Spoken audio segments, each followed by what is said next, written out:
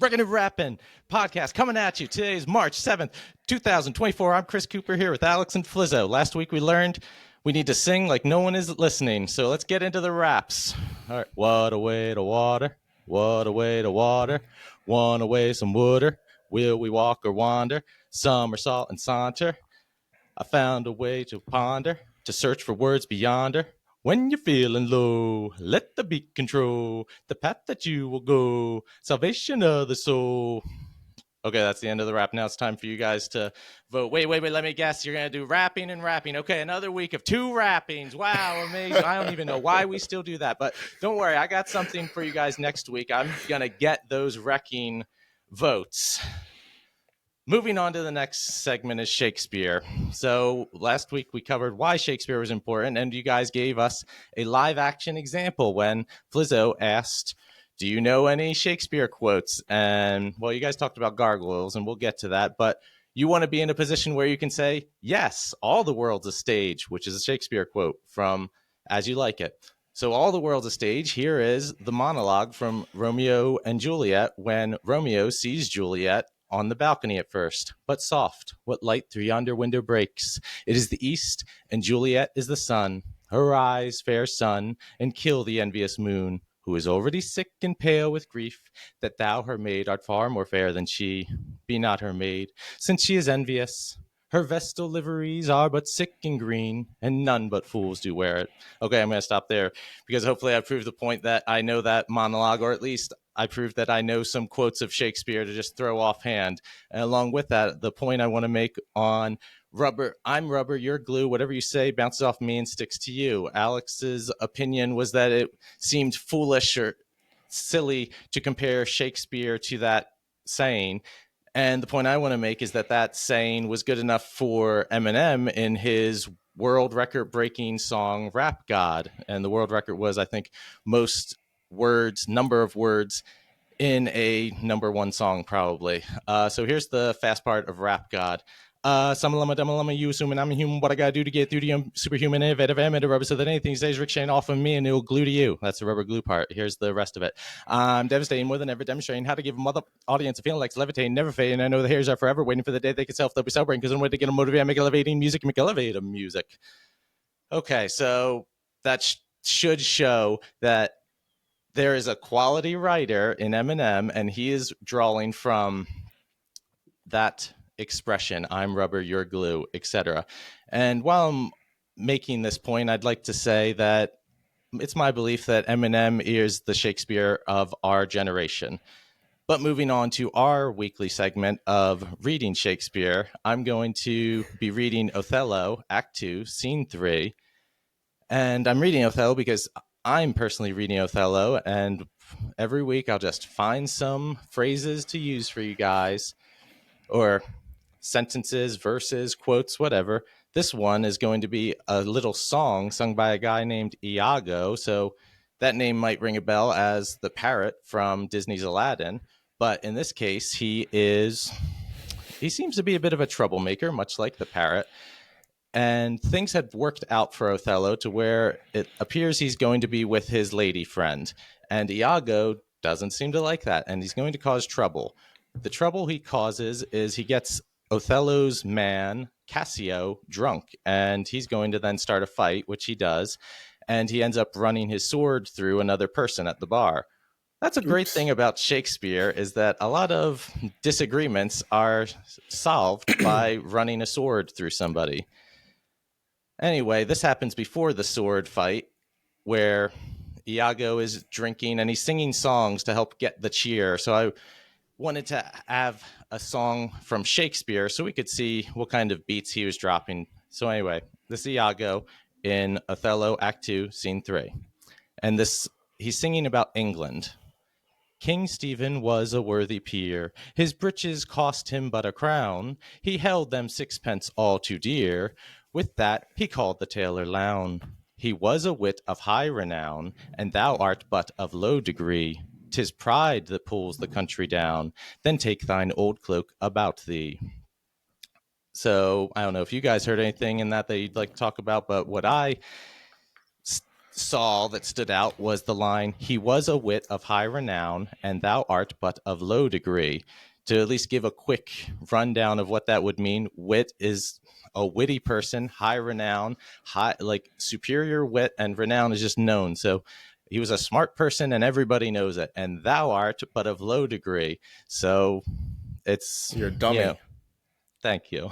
And to continue, bringing that back to Eminem, his line on Fall from the Kamikaze album, he says, "If you're going to critique me, you better at least be as good or better, get all the hood or sweater, whatever it is to help you put together some words, maybe more than just 2 letters." And what I say from that, or take from that, is if you're going to critique me, you better at least be as good or better. And at this point now, I'll address the items I have in the back. My Army uniform. One thing I'll first note is the blue cord. That's a symbol of the infantry. Oh, hail, oh, infantry! The queen of battle, follow me. So blue cord, infantry. A little over there is the CIB, which I was given for my time in Iraq. And on the other side, we'll see my sergeant stripes, which is just to say my rank. And so that everybody knows, I wear my stripes on my, not on my chest, but well on my sleeve. But if you're going to critique me, you better at least be as good or better. And then on the other side, there's this painting I did. And Alex once described it as like perfect, which I thank you for the compliment. And it's a fairly good painting, if I do say myself. I mean, if you're going to critique me, you better at least be as good or better. Another thing that I've done is play the piano. And you guys have probably seen some videos I've posted of that. So first, I knew nothing about painting. I mean, I guess we grew up wrestling at home, so I knew a little about fighting. And I knew nothing about piano. I got to this point in painting with like 4 years, and piano about 2 years. Now I should give a shout out to Connor, who was the one that gave me the inspiration to actually learn piano. And someone might ask, how does a child inspire you? Well, he believed in me. And his mom once said that he said I was the greatest piano player in the world. And that's a thing that kids can bring to your life, is they believe in you. You're the greatest ever, that, or at least they've seen. So in their mind. And that reminds me of our oldest brother. He likes to paint miniature figures, like Warhammer 40K is a big one in our family. And he painted a figure for me because I thought he was the greatest ever. I thought that he should be winning every painting competition at the conventions. Similarly, Jeff, I remember getting in a debate about him where I said that he's going to be in the NBA because he was the greatest basketball player I knew. So, of course, that's what the NBA is for. And my point I want to make of going from zero to Mozart. Now, I'm not saying I was Mozart or I am Mozart, but I was playing Mozart in that video that I posted in December. That you could do that. So what would you say, like, what's your secret with progression then? Like, from going to not being a novice painter to producing like a good work of art?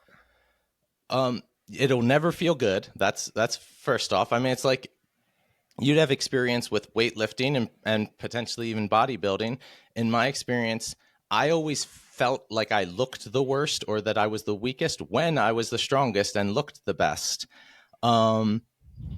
So just, I like to say, toil the soil.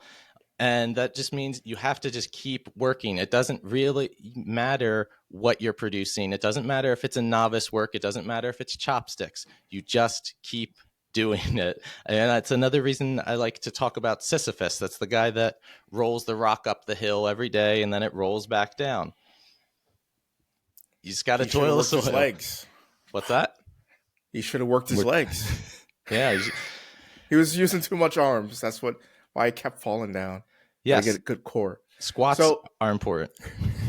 So, like what you were saying, another thing I would say with perfecting your work, or at least producing better and better work as you go on, is attention to detail and the essential fundamentals of how you learned it.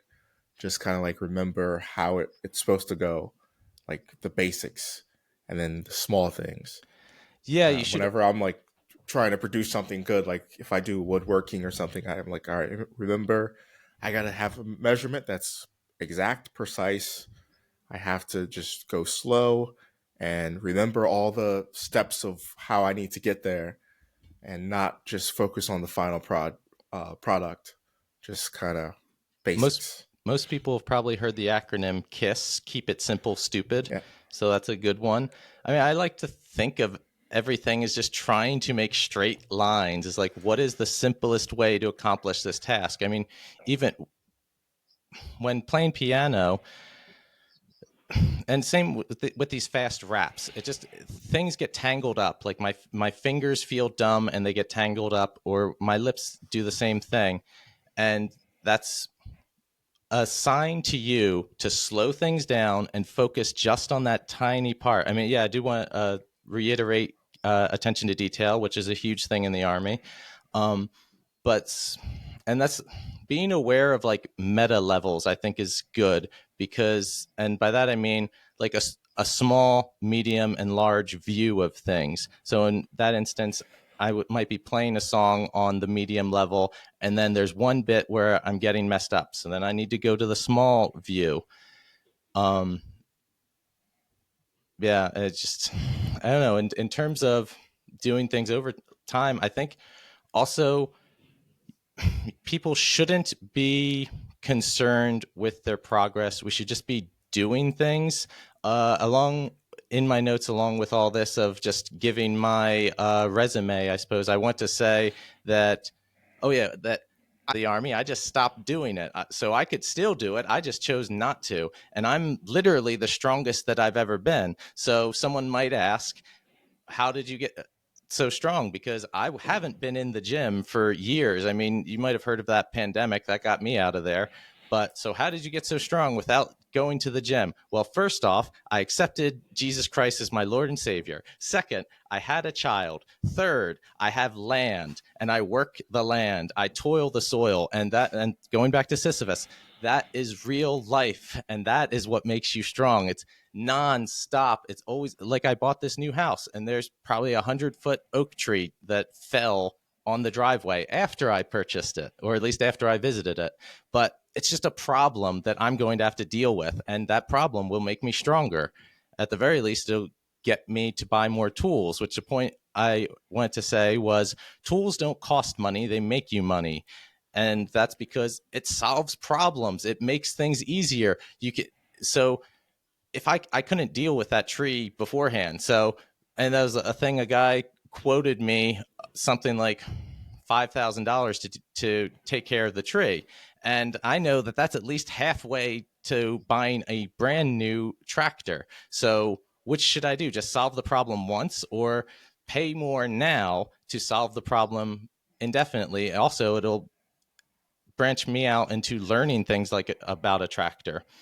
That's how I started making furniture. Actually, like I Mm. wanted a TV stand, a corner TV stand that fits my TV. Actually, I'm sitting right in front of it, and it was, I could either pay a ridiculous sum for it, or I could buy a table saw, buy the wood, and learn how to do it myself and get plans. And in the end, it would cost me less. But then I bought some more tools. I built a table. I bought some more tools. I built this and built that. And Gaining then, experience. yeah, got experience, got tools, and I got to solving problems. Like we needed Mm. a coffee table for for our living room. Boom, built it. Needed a console table for our entryway. Built that. And it was all the skills that I acquired from trying to solve that initial problem and just continuing that development and learning. I solved more problems and more problems. And eventually I built, I used those skills to rebuild a room. So it's, once you start uh, trying to solve problems on your own and acquiring tools as if they were mental tools or physical tools and applying those, I think that's a, a And really good skill to have. what you Just even knowing that you can solve something yourself is something that I see people, they don't have that belief, at least. well, Um, Yeah, I but mean, it's a you good have thing to to have. have the self-confidence. I mean, all I wanted to add on that was what you said of earlier, of like how to learn a new thing is it's also a skill to solve problems, and that just you just have to solve more and more problems. I mean, start with a small problem like I'd given Alex of just drink a glass of water when you wake up. Like if you can do that, then you've won for the day. But on being confident, I'm going to get into a little Bible reading that I was given from Mobby. And so now would be a good time to shout out Mobby. He's an army friend who gave he had given me a flannel shirt, and this is not the one. I wore it last week though because that was my retirement for the flannel, because he had given it to me about 3 years ago, and I had worn that flannel. Well, so it's a Sherpa lined flannel, and I had worn that just about every day till the just holes were coming out of left and right, to the point to where my wife said not even a homeless person would steal that. But he is precious to my life, and he's actually the godfather to my daughter. Some may say my god brother or brother in Christ. And here's the Hebrews 10:38 that he said, "But if any man draw back, my soul shall have no pleasure in him." And so at least we're assuming that is God saying that you should step forward confidently, because otherwise God doesn't want you to be shrinking back, like unsure of yourself. Know your value and continue to increasing yourself with experience and education. Your education is a tool that you take everywhere.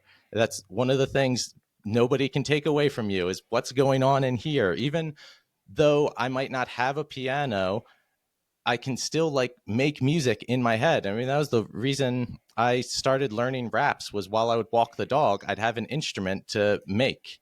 Um, Another quote, I don't have a Bible verse number for this one that Mobby gave us, was that we have a conscience that accuses and excuses us.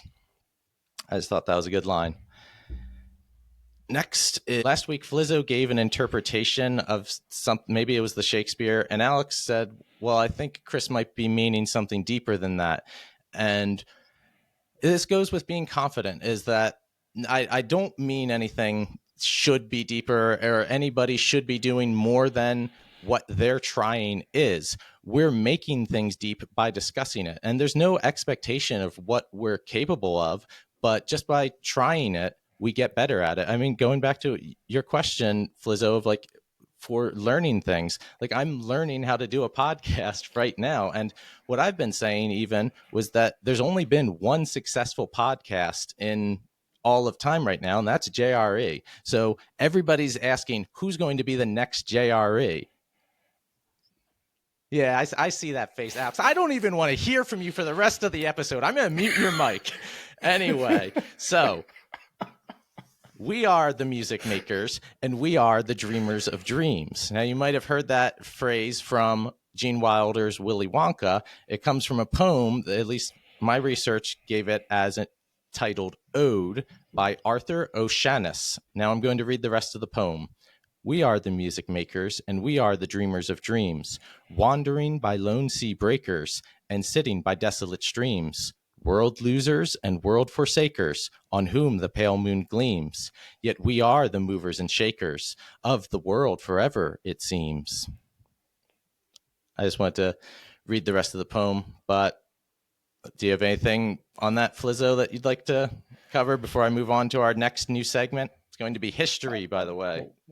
Um, Even though I like history, I so on that poem, I like it because there is a certain self reliance you need to be your like to make your future. I think some people get hung up, me included, when I was younger, on expecting something to happen, and that will be your future. It's going to come to me, instead of you going out making your future for yourself. And something, when I learned it, or when it finally clicked in my head, I need to go make my future. I need to be the dream, and I need to go forward. So that's kind of what that spoke to me, that poem. And I don't know if you had this experience when that kind of moment happens. Do you realize you have to make it starts with yourself. You have to make Yes. yourself that thing which you want. I mean, that's why I'm wearing a crown. I'm making myself a king. Nobody's gonna make you happy, is basically what I realized.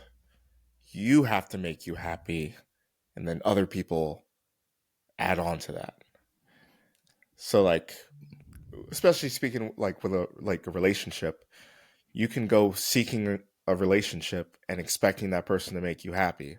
But if you're not happy with yourself, you're just gonna bring like you're gonna make that person miserable along with yourself. So it's uh, with stuff like that, it's there has to be something in you that you have to want. You have to want and feel that way. You know, you have to get it yourself, and Yeah, then and it's something I struggle with figuring out is how to create that in people, because like get them to want something for themselves.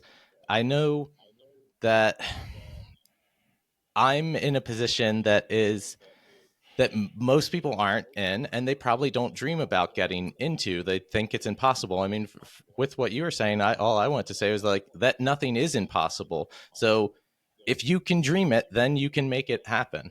But what I was now saying was just that I see people get discouraged when they see something that's it seems so far away. Then they say, "I just won't even start." And yeah, I think, and that's why it's like it doesn't matter how little the thing you're doing today is. You just keep doing it, and that's humans have the benefit of time, and that's where I think time and faith are intertwined. In that we have faith that over time it won't be the same tomorrow. Even though I just do like two fingers every day or practice a minute every day, in enough time, I have faith that I'll just be able to play a whole song. And I don't know why that is, but you have to believe and it will I happen. remember one of the I think it was a book or some type of thing I came across when I was trying to learn woodworking and home improvement, and I remember somebody was self doubting, and they're like, I how could I ever do a whole renovation myself? And presenter said, you don't learn how to do the whole thing at once. First, you learn how to, change a light bulb. Then you learn how to Mm-hmm. change an outlet. Then you know, learn how to change drywall. You learn how to tile. Then you learn how to, cut baseboards and this and that. And it's the culmination of all the skills that you've acquired and you've learned that you apply to doing the whole project. So like nobody just learns the whole thing all at once. You have to build upon your skills over time, and it actually makes it easier learning another skill once you get to once you start with step 1, then step 2 is easier. But if you start from the beginning and try to go to 2, It can you're going to seem stumble, impossible. fall, and it seems impossible. But you build a base, and then you rise up. Then you make that your new base. Then you build upon that, and you keep going, and you keep going, and you don't And stop. you don't even have to be aware of making those base like that as your new base, because if you just do something long enough, it becomes who you are. And that's, I mean, with all this stuff around me, like it becomes who I am, even though I mean, I know I'm not attached to it because I'm all in my head. But people see these things and say, "Oh, this is what Chris does. This is who he is."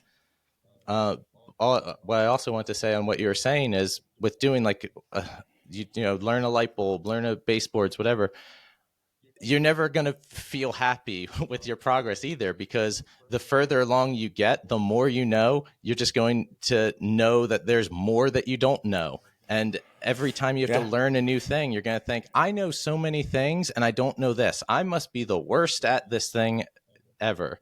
But no, that's just the progress of learning. And if you want to be a lifelong learner, that kind of means being a lifelong failure in a way.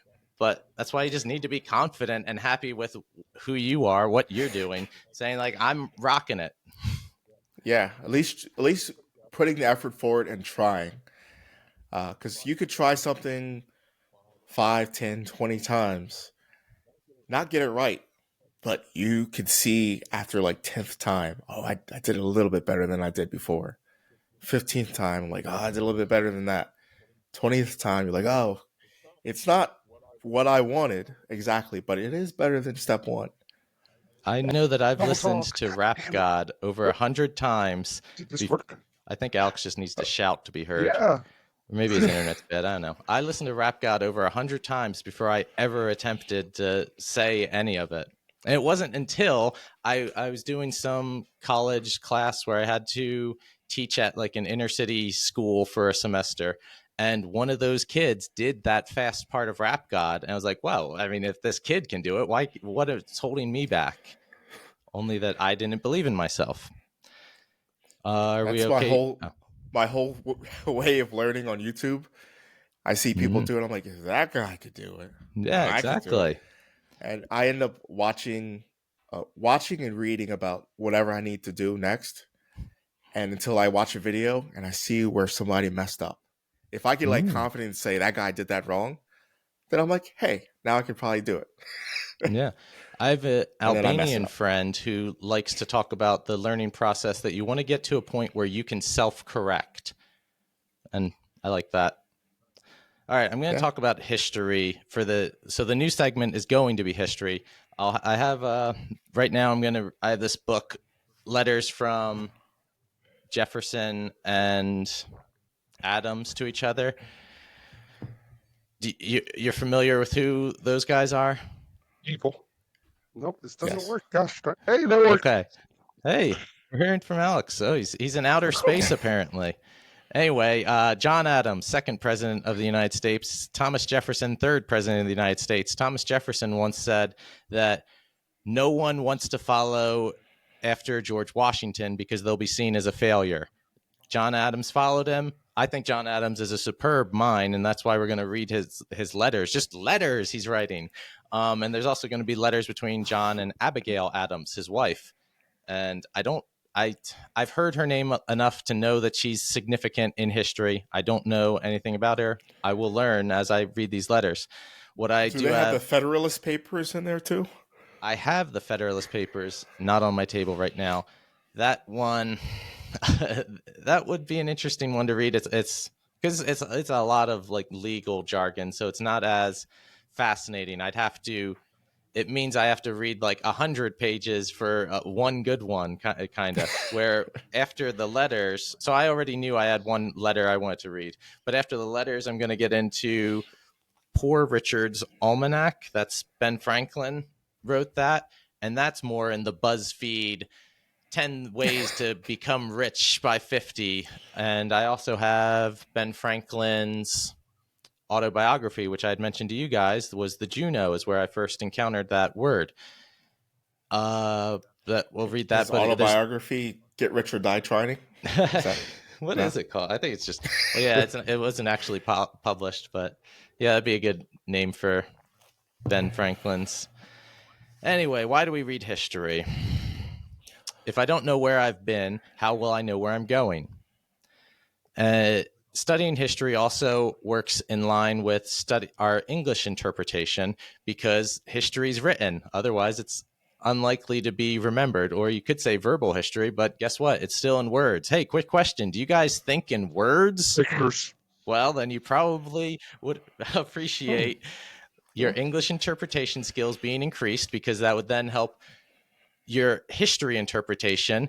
And these are human beings. Listening to a podcast is essentially history interpretation but it's just happening right now. It's not, and we're going to be doing the old version of podcasts, which is letters. And so a point I want to, I guess, diffuse before it ever gets brought up is that some may say that these are evil men that made things worse. And I would say that holding that opinion says more about the person holding it than it does these men or women in history who, by all accounts, were respectable enough among their peers. And I think that is generally how people are judged, is where do they stand around their peers? Alex said about in the second episode about being a millionaire, it's all how you look on paper. And I'm saying that we're currently writing our history right now. And for the last 10 years, there was basically a software update that people are bad and we should give way to nature. And I say people are nature, the highest form of nature, given domain over the animals. So we're writing our interpretation now, and we want to create a glorious past, present, and future. Now, I'm going to be reading Thomas Jefferson's letter to John Adams, written from Williamsburg, sent or dated May 16th, 1777. And he titles it to Dear Sir. So I'm not reading the entire letter, just a bit that I liked. I wish the regulation of the post office adopted by Congress last September, so that would be September 1776, could be put in practice. It was for the riders to travel night and day and to go their several stages 3 times a week. The speedy and frequent communication of intelligence is really of great consequence. So many falsehoods have been propagated that nothing now is believed unless coming from Congress or camp. Our people, merely for want of intelligence, which they may rely on, are become lethargic and insensible of the state they are in. The reason that stood out to me when I first read it, and I want to read it now, is because they were talking about wishing that the post office could be delivered 3 times a week. And that's a completely different world than we're in, but we're still having the same issues of we wish to find communication that could be trusted. I mean, nowadays we probably say that it's not Congress that is the most trusted form of communication, but we could argue that it has to be because it's still Congress. Like the government is the government. Just because we don't like it or if it's a dirty swamp doesn't mean it goes away. They're still going to make the laws, and They were elected by the people. Yeah, and we got an election year ahead of us. Even these are this is 200 years ago. Shakespeare is about 400 years ago, and the words still apply to us. That people are searching for information. If they're basically lied to for long enough, then they throw up their hands and say, well, it's impossible to know the truth. In which case, then I stand up and say, well, we will write the truth. This is our truth. Everything I say, I intend for it to be true. So if I said it, that's my truth. Anyway, another point I needed to cover on history is there was an event. I was in Delta Company, 4th Battalion, 31st Infantry, 10th Mountain Division, 2nd BCT. And the deployment before mine to Iraq, there was a book written about it. It says None Left Behind, the 10th Mountain Division and the Triangle of Death. So a friend of mine who I deployed with said that this book's not worth it because none of the guys that were actually involved would speak to the writer. And that's why I want to speak to the guys that were actually involved. So I worked with some of these guys, the Triangle of Death. One of them, I believe, told me he was blown up in IEDs either 16 or 22 times. But at that point, you just stop counting. But the Triangle of Death was that name because they were getting blown up every day. And there was a significant event that happened during that deployment. When I arrived at the unit, that unit was the only one to have a MIA, missing in action. Like the only Americans in the Iraq War that were MIA were from that unit from this event. But I'm not going to get into it now. There's a whole lot of research I need to do. I want to have these guys, these real life soldiers, tell their stories because they don't talk to writers. But I'm a grunt and I can get their information out of them and it'll be documented because history matters. So I talked last time about like the words you use being your sharpness, and the problem we get into of like talking about an important thing like history is then the person that knows the history might not be the person that has the sharpest words. That's what I want to do, is get to the person that knows the history and then say it to the audience in a way that they can digest it. I see that we're over 30 minutes, so I'm going to now rapid fire the rest of my notes, and maybe we'll get to them in the future. Alex mentioned Gargoyles does Macbeth. I haven't read Macbeth yet. I do want to, and maybe I'll do it after Othello. 2 episodes ago, Flizzo at the end said to go out and vote. And I want to talk about voting, so I reached out to our cousin, Brian. He's a public figure, so hopefully he doesn't mind hearing his name. I wanted to get some information on, like, what do you say to people that say don't go out, or like voting is pointless? They throw up their hands and say it's impossible. A point he made that was new to me was that when less people vote, that means those that are voting, their votes are more powerful. So I thought a way to sell voting on Americans would be like, oh, no, I don't want you to vote. Please don't, because that means my vote is more powerful. And I'm going to vote for all the craziest things to happen to you. All right, moving on. Since we're wrapping up, if anything you heard today felt new, then we've expanded your universe. You're welcome. If you'd like, comment or subscribe, share it with a friend. That would mean a lot to us. You don't have to do all of them. Any one would be great. Flizzo, do you have anything to say before we sign off? I mean, I wanted to say more, but Alex kept interrupting me today, so yeah, I'll have definitely be punished for that.